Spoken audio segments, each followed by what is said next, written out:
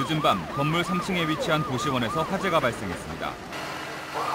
새벽 2시경 고시원 화재라는 신고를 받고 긴장한 상태로 출동을 하게 되었습니다. 고시원 화재 같은 경우는 일반 화재의 인명피해가 2배 정도가 있습니다. 저희는 고시원 화재 같은 경우는 인명피해를 예상하고 신속한 출동으로 현장에 도착을 하였습니다.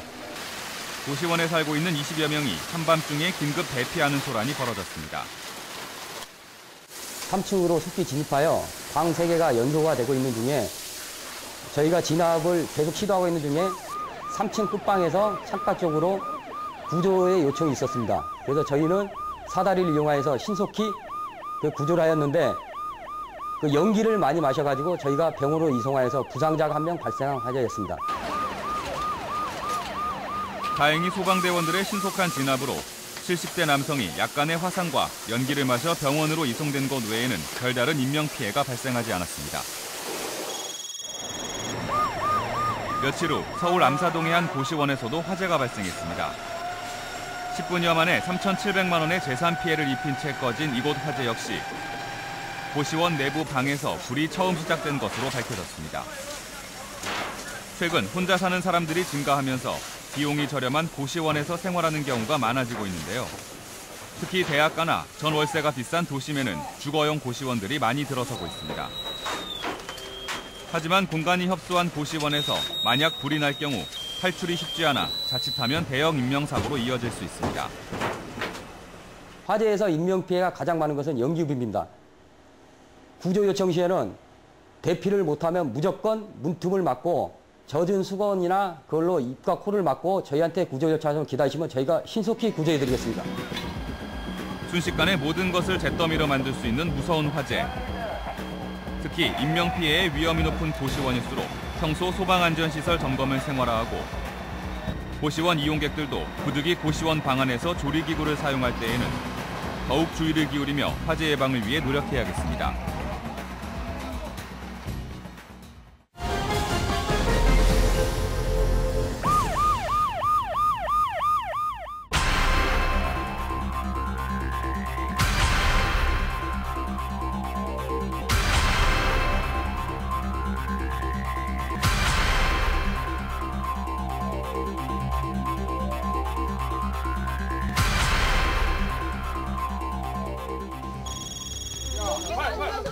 (3월 9일) 신당동의 한 음식점에서 화재가 발생했습니다.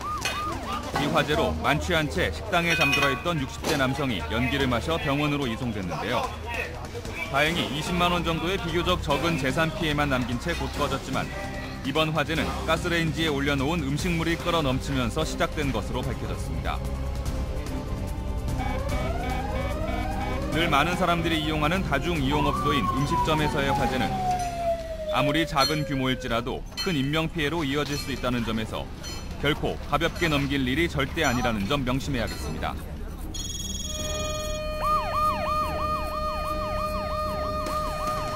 건물 사이로 시뻘건 불이 보입니다. 바로 옆 건물로 금방이라도 불길이 번질 것처럼 아슬아슬한 상황이 계속되는데요. 지난 11일 밤 강남구의 한 음식점에서 화재가 발생해 식당 종업원과 손님들이 대피하는 소동이 빚어졌습니다. 신속한 대피로 인명피해 없이 소방서 추산 2,500만 원의 재산 피해를 남긴 이번 화재는 주방 그릴에 기름때 제거 작업을 하던 중 불씨가 기름 찌꺼기에 옮겨부터 시작된 것으로 보고 소방당국이 정확한 화재 원인에 대해 조사하고 있습니다.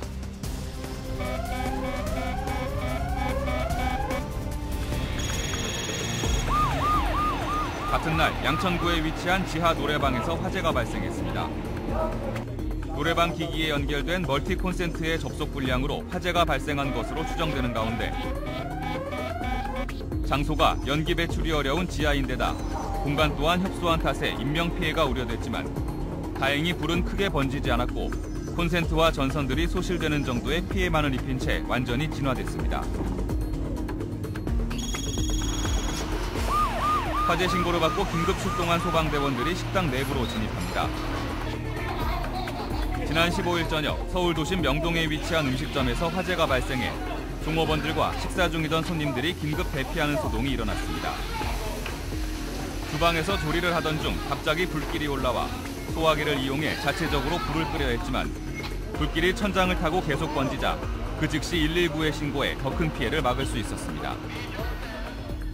사람들이 많이 이용하는 다중이업소의 경우는 건물 구조를 잘 아는 사람이 대피를 유도해야 합니다. 일반인들은 처음 온 곳이기 때문에 위치 및 대피로를 잘 알지를 못합니다. 그리고 대피를 할 때는 주의할 점은 코와 입을 젖은 수건으로 막고 낮은 자세로 대피를 해야 합니다. 그 다음에 문을 만져봐서 뜨거운 기운이 있으면 화재로 부상을 입을 확률이 많습니다. 절대 문을 열면 안 되시겠습니다.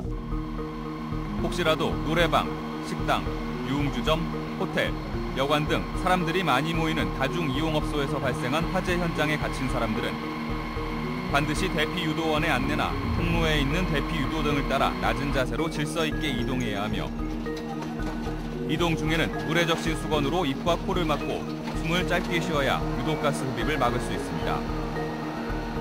만약 손잡이나 문짝이 뜨거울 경우에는 절대로 그 문을 열어서는 안 되고 다른 쪽 대피로를 찾아야 합니다.